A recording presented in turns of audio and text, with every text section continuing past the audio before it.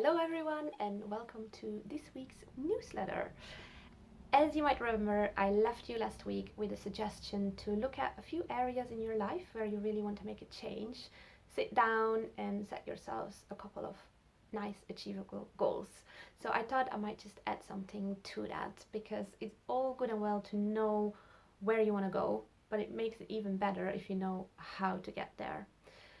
So I thought I'd just share a little story with you of two teams who are trying to get to the same destination.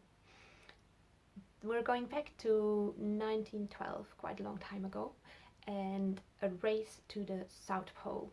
So there was a British team and a Norwegian team who were trying to get to the South Pole first.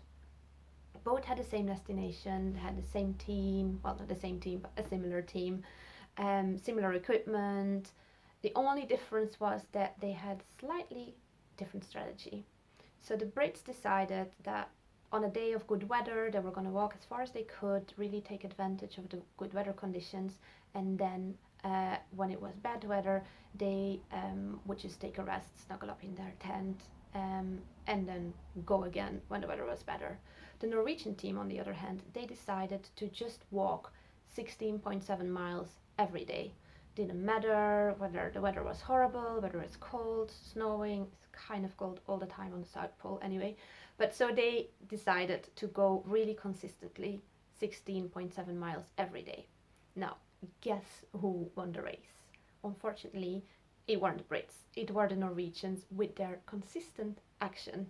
But even worse than that, the Brits didn't only lose the race, they also actually all died on the way back, so they never made it back home safely because they stretched themselves too much and then probably to reach the finishing point and then didn't quite have enough time to recover. So, moral of the story, consistent action is what you need in life. Small steps, but doing them every single day again. And that brings me to my favorite topic, which is habits. The power of really good and really strong habits. So what I would suggest, if you're up for it, is to look at your goals and maybe just take one out, maybe take the area that matters most to you at this point of time, and just look whether you can think of maybe 2 or 3 habits that you think you can do on a daily basis and that will help you to reach your goal.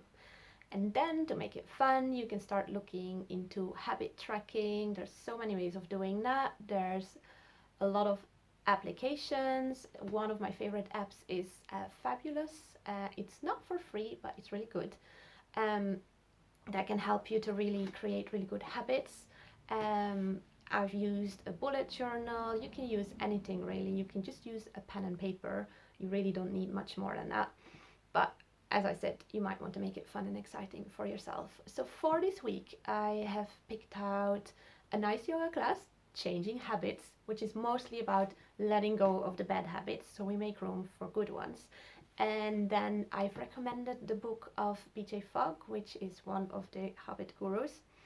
And there's an article from James Clear, another habit guru, who will take you through how you can do habit tracking, what you can track, all of these things. So I hope you'll have fun and looking forward to seeing you soon.